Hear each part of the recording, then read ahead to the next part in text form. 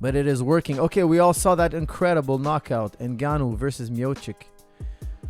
What an incredible knockout. Supreme knockout. Thank you guys for the thumbs up. I hear you loud and clear. Thank you. What a knockout, man. And listen, after their first fight, I told you guys, I don't know if you guys remember on this channel, I told you guys, it is inevitable that Ngannou becomes world champion. It is inevitable that Ngannou becomes world champion. If Ngannou doesn't give up and keeps driving towards that title, I think personally, back then I was thinking it's inevitable. Why? Because he doesn't have to be the best boxer. He's so gifted with power. He doesn't have to be the best boxer to land one on your chin. Now here's where I think Miocic made a massive mistake. Massive mistake in the fight. If you guys remember round one, Miocic didn't throw much. It was mainly Miocic kind of circling and trying to get this fight in later rounds, you know, being very patient, very cautious. Of course, he knows Ngannou's power is devastating. Anything can happen. He can get knocked out with a single shot. He was being very patient. And at one point, he shoots on Ngannou, tries to wrestle Ngannou to the ground, and Ngannou sprawls him, defends beautifully. And then Ngannou shoots into Miocic's legs. This is around the middle of round one, I would say. Okay, roughly around the middle. And Miocic sprawls him out, underhooks, and pushes him off. Miocic, in my opinion, Miocic should have let Ngannou take him down. I would have kind of semi-sprawled. Let the guy take you down. Let him wrestle. Let him grapple. Defend yourself on your back. Wrap him up. Tie him up.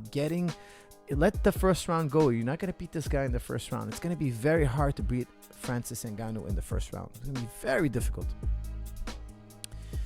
I think he should have wrestled Ngannou on the ground. Of course, hindsight is 20/20. But guys, believe me, if I tell you, if you're ever fighting a knockout puncher, like a guy with a devastating touch, the guy's got a touch of death, and he's trying to take you down, I'll be like, hey, grapple with him. It's better. Guillotine him, kimura him, tie him up, just put on a really tight guard around him. Do whatever it takes to get him in later rounds, because sometimes these powerful, explosive punchers, they go from 100 to 0 very quick. You'd be surprised. They're so gifted in one area and so cursed in another. They're so strong in one area and so weak in another. And then the third and fifth round, you may be like, third and fourth and fifth round, you might be like, hey, this guy's not really good. But wait, the first two rounds, he's so devastatingly good. If you only see his first two rounds in his career, you'd be like, oh, this guy's the best fighter ever. And then you see his later rounds, you're like, hey, this guy's pretty average or even mediocre.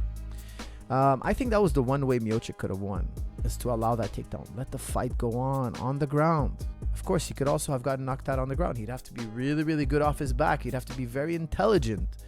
Because let's not forget, guys, Ngannou's a lot bigger.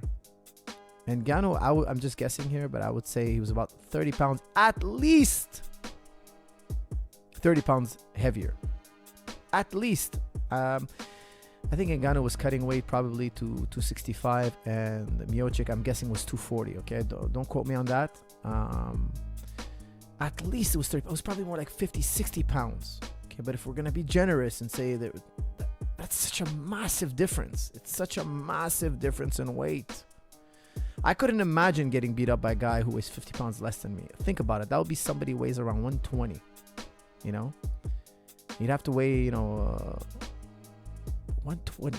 I'd be shocked if somebody who's walking around at 120 could throw me around, take me down, take my back, beat me up. I'd be shocked. I'd be like, that guy's the greatest fighter in the world. I'd be like, that guy's such a weight disadvantage. It's such a massive weight disadvantage.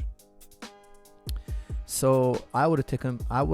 If I was in Miocic's corner, I would have begged him, let him take you down. If this guy and you know what's great is DC was saying, hey, that's a big mistake. And Ngannou trying to take down Miocic, that's a big mistake. And you know what? Watch that fight. After the takedown attempt, maybe it's my imagination, but I felt like Ngannou needed a break. He was like a little bit shaky. He started going southpaw more. Why is he going southpaw? Because he wants to create a little bit more distance, catch his breath, doesn't want to exchange. And then he recharged in round two. Of course, round two didn't last very long.